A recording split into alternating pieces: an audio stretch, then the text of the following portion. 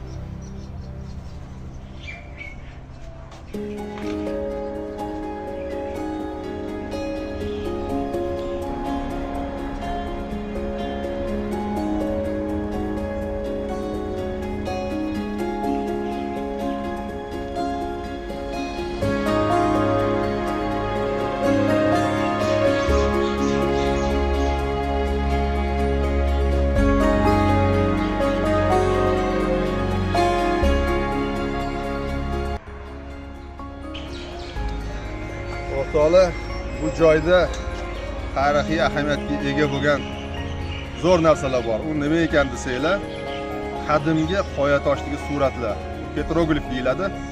Bu qoya toshlarni bizning olimlarimizdan taxminiga ko'ra 3,5-4,000 yilga boradi. Tasavvur qilsanglar, eramizdan avvalgi 4,000-3,000 yillarda shu yerda odamlar yashagan. Paytda odamlar bilsanglar, shunaqa tog'i toshli, g'orga o'xshagan joylarni ma'qul ko'rishgan, shunaqa joylarda yashashgan. O'sha o'zini yashagan joyda juda ko'p devoriy suratlar chizishgan. Hozir shunaqa suratlarni qidiramiz birgalikda, topsak ko'rsatamiz.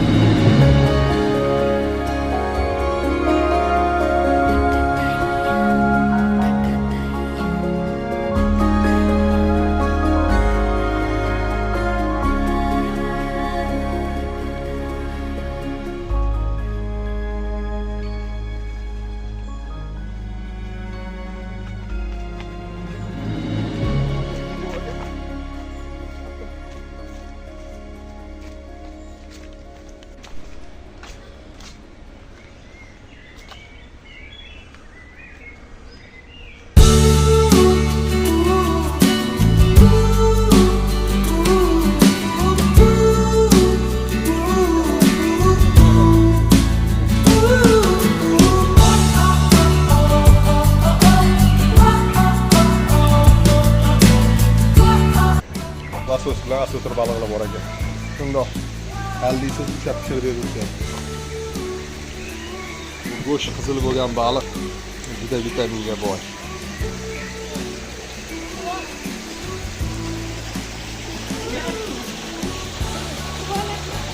qanaqa bir chiroyli to'lim salqin joy. Chinorlarni tasavvur qilsam, buni yoshi nechida, kattaligini ko'ryapsizlar.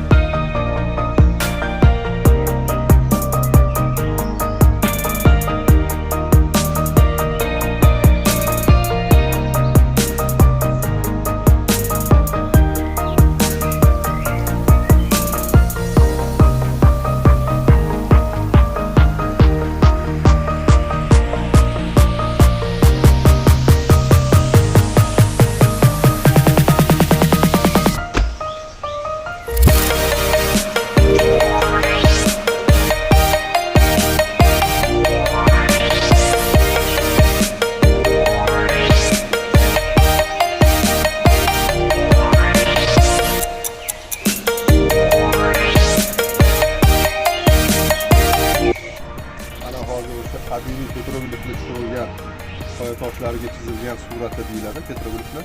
Bu joyga keldik. Hozir bu joyni o'rab muhofaza qilib qo'yishdi. Ko'rishingiz ham mumkin. Bu yerda turli xil hayvonlarni o'sha paytdagi odamlarni tasavvurida qanaqa bo'lganligi chizilgan. Ilgari bu yerda petrogliflar ko'p edi. Yoshligimda esimda bor. Biroz qoyalar o'zgarib, yog'ingarchilik tabiatda aralashuvi hisobidan qoyalarda mo'x o'sgan, ko'rinib turibdi qorayib. Shu mo'xlarning tagida ancha rasmlar qolib, biroz o'chirilib ketibdi. Lekin shunda bo'lsa ham ko'rsa bo'ladi. Agar bu joyga kelib petrogliflarni boricha ko'raman desanglar, masalan, tong sahar kelganinglar yaxshi. Tongda quyoshlar endi chiqqan paytda, quyosh nurlari tushgan paytda bu tomon salqin soya tomon bo'ladi-da. Petrogliflar yaqqol ko'rinadi. Juda bir tarixiy joyda turibmiz o'rtoqlar. Tasavvur qilinglar bu 3,5 4,000 yil avvalgi suratlar. Shu suratlarni o'sha paytdagi odamlar chizgan, hozir u odamlar yo'q ketgan, so'ylari ham qolmagan. Lekin o'sha paytda chizgan suratlari haligacha saqlanib qolgan. Bu bizning merosimiz, bizning tariximiz. Bunaqa joyni avaylab asrashimiz kerak. Sizlar har xil yozuvlar yozib yoki boshqa narsa chizish kerak emas. Bu tabiatda nodir bir go'shasi. Bunaqangi bir ajoyib bir maskanlar bor yurtimizda. Kelib, ko'rib, shunaqa bir zavqlanib, shunaqa joylarda bir dam olib maza qiladi odam. Havosi ham zo'r, joyi ham zo'r. Tog'lar orasida juda bir go'zal maskandagi tasavvurlar. Agar imkoningiz bo'lsa, albatta bunaqa joylarga kelinglar. Bunaqa uzoq emas. Toshkentdan kelaverishda hozirgi oxirgi poyezd bekati Chinorkent deyiladi. Chinorkentni o'zingizlar bilasizlar, ko'pchilik biladi. Bu yerda dam olish maskani bor. Juda katta daraxtlari bor. Qadimiy chinorlari bor. Bu chinorlarning o'zini oldiga kelib tomosha qilsanglar, haybatidan sochinglar tikib bo'lib ketadi kattaligidan ko'rib. Bunaqa joylar bor, lekin men necha marta bochkaga o'tamiz dedi. Chorvoqlarda selfie qilamiz, shu joyga e'tibor qilmaymiz, shu joylarni ko'rmaymiz. Pastida hovuzda shunaqa bir chiroyli baliqlar suzib yuradi. Ko'rib dilinglar yayrida. Обязательно shunaqa joylarga kelinglar. Hammalarga tavsiya qilamiz.